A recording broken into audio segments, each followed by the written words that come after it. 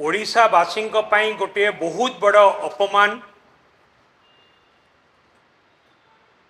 कि पंचायत राज दिवस को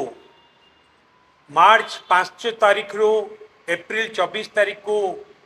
घुंचाइबा एवं मार्च 5 बदल में एप्रिल 24 तारीख रे पंचायत राज दिवस ओडिशा रे पालन होबो बोली राज्य सरकार को निष्पत्ति ये गोटे बीजेपी रो राज्य सरकार गोटे हीनमन्यता बिजू बाबूंकर एही पंचायत राज दिवस 3 दशंधि धरी पालन हो आसुची ओडिशा रे एवं जेतेबेले 2000 मसीह रु 2009 मसीहा पर्यंत बीजेपी रो मेंटो सरकार थिला सेतेबेले मध्य आमे ओडिशा रे मार्च 5 बिजू बाबूंको जन्म जयंती दिन पंचायत राज दिवस पालन करी आसुथिलु। बिजू बाबू जड़े स्वाधीनता संग्रामी थिले, जड़े राष्ट्रनीतिज्ञ थिले एवं भारत वर्ष रे सी एपरी एक नेता थिले जहांको मृत्यु रे जहांको देहांत रे 3 गोटी देशर पताका तांको उपरे पक्का जाइथिला एवं ओडिशार विकासर विश्वकर्मा थिले बिजू बाबू एवं सही परि जने महान व्यक्ति तांकर जन्म जयंती रे आमे मार्च 5 रे प्रत्येक वर्ष पंचायत राज दिवस पालन करू एवं बिजू बाबूंको जन्म जयंती रे पंचायत राज दिवस पालन करिवार कारण होउची कि समग्र भारत वर्ष रे त्रिस्तरीय पंचायत राज व्यवस्था बिजू बाबू ही आरंभ करथिले। भारत वर्ष रे प्रथम नेता बिजू बाबू जे कि ओडिशा रे त्रिस्तरीय पंचायत राज व्यवस्था करथिले एवं क्षमतार विकेंद्रीकरण करिकी पंचायत रे गाँव रे लोक प्रतिनिधि हाथ रे क्षमता देकी पंचायत रो किपरि उन्नति हबो ता पई पदक्षेप नैथिले बिजू बाबू। बिजू बाबू कहउथिले पंचायत रो जे प्रतिनिधि से माने होउचंती पंचायत रो मुख्यमंत्री। बिजू बाबूंकर ए त्रिस्तरीय पंचायत राज व्यवस्था द्वारा पंचायत रे सरपंच, पंचायत समिति सभ्य एवं जिला परिषद गठन करिबा सृष्टि हेतिला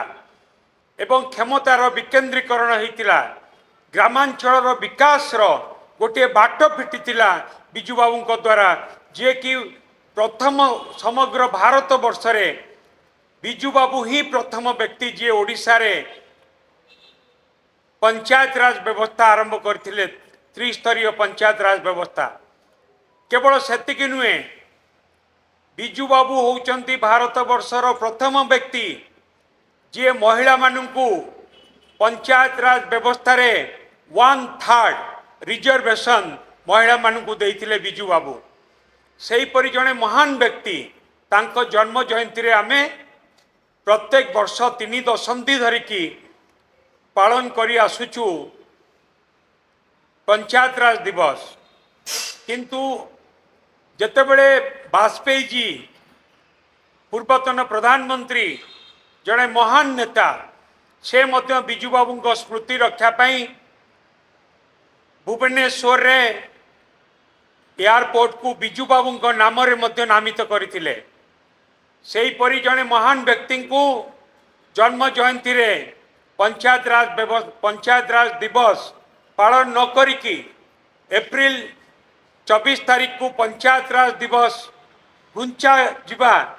बिजू बाबू प्रति गोटे अपमान एवं ओडिशा प्रति अपमान,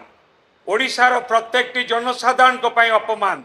जो माने बिजू बाबू को भल पाती एवं जो मानक ओडिशावासी 4.5 कोटी लोक बिजू बाबू हृदय रे एवं 4.5 कोटी लोकंको हृदय रे बिजू बाबू तांको प्रति जो अपमान करा जायछि, आज ओडिशा प्रति अपमान करा जायछि। ये होउछि बीजेपी रो गोटे हीनमन्यता। जे पर्यंत राज्य सरकार ए निष्पत्ति परिवर्तन न करिवे से पर्यंत आमे चुप रहबुनी ଏବଂ ଏହା ପ୍ରତିବଦଳରେ ଆମେ ଲୋକଙ୍କ ପାଖକୁ ଯିବୁ, ଦରକାର ପଡ଼ିଲେ ଆମେ ରାଜରାସ୍ତାକୁ ଯିବୁ। ନିଶ୍ଚିତ ଭାବରେ କେବଳ ବିଜୁ ଜନତା ଦଳ ନୁହେଁ, ଓଡ଼ିଶାର ଲୋକ ଏହାକୁ ପ୍ରତିବାଦ କରିବେ।